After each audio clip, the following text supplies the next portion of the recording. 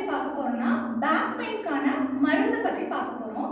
ஆக்சுவலா போன வீடியோல பశ్చిமோத்தாசனம் அதை எப்படி பண்றது, அதன் மூலமா எப்படி பேக் பெயினை ரிலீவ் பண்றதுன்னு பார்த்தோம். பశ్చిமோத்தாசனம் எதுக்கு பண்ணணும்னா நரம்பு அழுத்த நோய்க்கு அந்த மாதிரி பிரச்சனைக்கு தான் அதை பண்ணா ரிலீவ் ஆகும். பட் இன்னைக்கு பேக் பெயினுக்கு என்ன விதமான மருந்து எடுக்கலாம் அப்படின்றத பத்தி சொல்ல போறேன்.